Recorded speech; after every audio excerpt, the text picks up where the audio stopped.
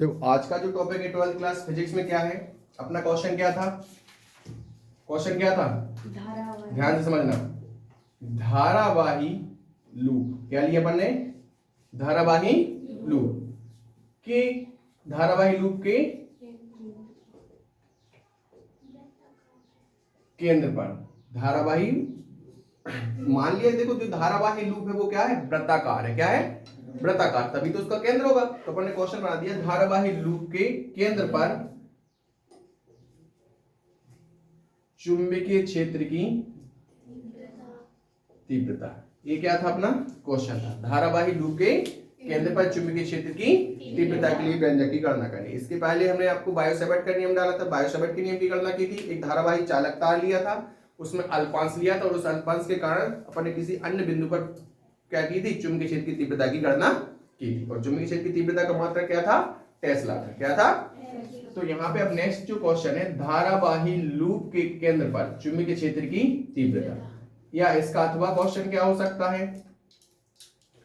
N फेरों वाली, कितनी? एन फेरों वाली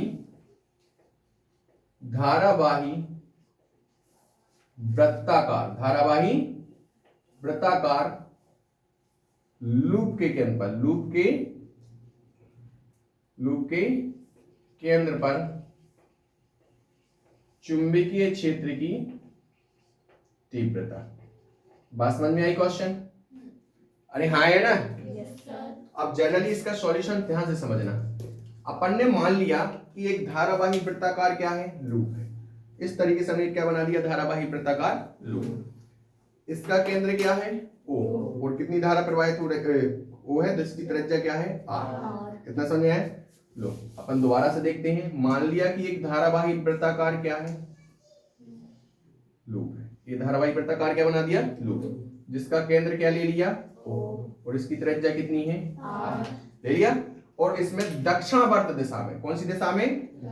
दक्षिणावर्त दिशा कहलाती है क्लॉकवाइज। दक्षिणावर्त दिशा क्या कहलाती है? क्लॉकवाइज। उसमें कौन सी धारा प्रवाहित हो रही है? I धारा प्रवाहित हो रही है। तब इस धारावाही वृत्ताकार केंद्र का जो केंद्र है, इस पर हमें क्या करनी है? चुंबकीय क्षेत्र की तीव्रता की क्या करनी है? गणना करनी है। बात समझ में आई? वो भी कहां पे? केंद्र पे। कितना पे? केंद्र पे। तो माना इस इतनी थ्योरी लिखने के पश्चात अपन को थ्योरी शुरुआत में क्या लिखनी? माना एक धारावाही वृत्ताकार क्या है? लूप है, जिसकी केंद्र O तथा त्रिज्या क्या है? R, जिसमें दक्षिणावर्त दिशा में कौन सी धारा प्रवाहित हो रही है? I धारा प्रवाहित हो रही है। तब धारावाही वृत्ताकार लूप के केंद्र पर चुंबकीय क्षेत्र की तीव्रता की गणना। तो ऐसा करने के लिए अपन ने क्या किया? माना इस धारावाही लूप को कई छोटे छोटे अल्पांश, जिनकी लंबाई क्या है? dl में विभक्त किया जा सकता है। देखो हमने जी कई छोटे छोटे अल्पांश में विभक्त कर लिया कि नहीं कर लिया? कर लिया कि नहीं कर लिया? जिसकी लंबाई कितनी है? dl है। हाँ है ना? और मान लिया कि उसमें एक अल्पांश j यहाँ पे लिए। हाँ है ना? एक अल्पांश की कल्पना हमने j कर ली। क्लियर है? और इस अल्पांश की लंबाई कितनी ली है बेटा अपन ने? dl। कितनी ली है? dl। हाँ है ना? फिर यहाँ पे क्या? तब एक अल्पांश, कौन सा? ए वाला है ना? dl के कारण धारावाही लूप के केंद्र पर चुंबकीय क्षेत्र की तीव्रता। तो चुंबकीय क्षेत्र की तीव्रता की वैल्यू हम कहां से लिखेंगे? बायो-सैवर्ट के नियम से। इसके पहले अपन ने स्नेहा किया था बायो-सैवर्ट का नियम, जिसमें अल्पांश के कारण क्या निकाली थी? चुंबकीय क्षेत्र की तीव्रता। तो क्या हो जाएगा? μ0/4 पाई आइडियल sin θ/r²। बात समझ में आएगी नहीं आई? अब हमने जनरली देखा कि यहाँ पे देखो, ये जो धारावाही लूप है, इसकी परिधि पर dl अल्पांश की लंबाई है कि नहीं है? तो स्पर्श रेखा की तरह कार्य कर रही है। किसकी तरह कार्य कर रही है? और ये क्या हो गई? त्रिज्या। तो स्पर्श रेखा त्रिज्या पर, त्रिज्या स्पर्श रेखा पर हमेशा क्या होती है? लंब। जिस कारण से यहाँ पे जो थीटा हो रहा है, थीटा की वैल्यू क्या हो जाएगी? 90। क्यों? क्योंकि स्पर्श रेखा त्रिज्या पर लंब। तो यहाँ पे देखो स्पर्श रेखा क्या है? अल्पांश हो गया, और त्रिज्या तुम्हारी त्रिज्या थी। बात समझ में आई? इसकी वैल्यू कितनी हो गई आपकी? 90। तो अब यहाँ पे 9 sin थीटा की जगह पे हमने क्या रख दिया? 90। तो sin 90 का मान कितना होता है? 1। तो यहाँ पे कितना आ जाएगा? 1। तो क्या हो जाएगा? dv = μ0/4 पाई आइडियल sin थीटा। तो 1 हो गया, बटे में क्या आ जाएगा? r। ये है एक अल्पांश के कारण। किसके कारण?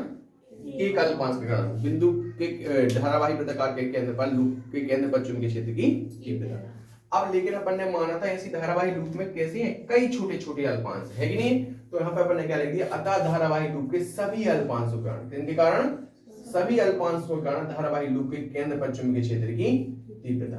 तो हम क्या करेंगे, समीकरण 2 का क्या कर देंगे, समाकलन। क्या करेंगे, देखो समीकरण 2 का हमने क्या कर दिया, समाकलन। जो छोटा dv था ये एक अल्पांश के कारण था कि नहीं था। अब हम संपूर्ण अल्पांश के कारण निकाले तो dv क्या हो जाएगा, बड़ा। तो d का जो साइन d था वो क्या हो जाएगा, स्मॉल के लिए दर्शाना था वो हट जाएगा। Mu 0/4 constant value i upon r square constant value, integration होगा केवल dl का। किसका होगा, dl। तो यहाँ पे चूंकि इंटीग्रेशन ऑफ dl मतलब इंटीग्रेशन को हम बढ़ाते जाएं मतलब इसको dl को बढ़ाते जाएं इस साइड बढ़ाते जाएं ऐसे बढ़ाते जाएंगे इस साइड भी बढ़ाते जाएंगे तो पूरा एक परिधि बन जाएगी, नहीं बढ़ जाएगी, वो भी कहेगी वृत्ताकार लूप की क्या हो जाएगी, परिधि। तो हमने लिख दिया integration of dl equal to 2 pi r। क्यों, क्योंकि धारावाही लूप की परिधि है इसलिए क्या आएगा यहाँ पे 2 पाई r, और परिधि की त्रिज्या क्या थी r, इसलिए हमारा क्या आ गया 2 पाई r। हमने वैल्यू पुट कर दी तो r से r स्क्वायर का r क्या हो गया, कैंसिल। 2 पाई से 4 पाई को कैंसिल किया तो कितने टाइम्स कैंसिल हुआ, 2 टाइम्स। तो हमारा म्यू 0 क्या बचा, b बराबर क्या बचा, म्यू 0 i अपॉन 2r बचा कि नहीं बचा। टेस्ला ये हमारा क्या है, धारावाही लूप के केंद्र पर चुंबकीय क्षेत्र की तीव्रता। इतना समझ में आएगी नहीं है। लेकिन अब अपना सेकंड क्वेश्चन जो अथवा था आपको इस तरीके से भी पूछ सकता है कि मान लिया उस धारावाही वृत्ताकार कुंडली है, लूप है, उसमें फेरों की संख्या कितनी है, n। अभी अपन ने जो फेरे बनाए वो कितना है, केवल फेरा एक। अब जो अपनी धारावाही वृत्ताकार कुंडली या लूप बना है तो उसमें कई फेरे लिपटे रहते हैं, तो उनकी संख्या कितनी मान ली, हम स्मॉल एन भी मान सकते हैं, कैपिटल एन भी मान सकते हैं। तो हमने यहाँ पे माना क्या है, कैपिटल एन। तो यहाँ पे देखो मैंने लिखा धारावाही लूप में फेरों की संख्या अपन ने कितनी मान ली है, एन है। कितनी है, एन हो। तो केंद्र पर चुंबकीय क्षेत्र की तीव्रता तो जो अपन ने एक तार के कारण निकाली थी उसमें कितने का मल्टीप्लाइड हो जाएगा, एन का मल्टीप्लाइड हो जाएगा। और इसका मात्रक भी क्या लिखा जाएगा, टेस्ला। तो हमारा क्वेश्चन क्या था, धारावाही लूप के केंद्र पर चुंबकीय क्षेत्र की तीव्रता या एन फेरों वाली धारावाही वृत्ताकार लूप के केंद्र पर चुंबकीय क्षेत्र की तीव्रता। समझ में आया कि नहीं आया, एकदम सिंपल भाषा में आपको जो किया उसी तरीके से एकदम सटीक लैंग्वेज में इसको लिखना है। क्लियर है, कोई डाउट, नो सर। चलो करो।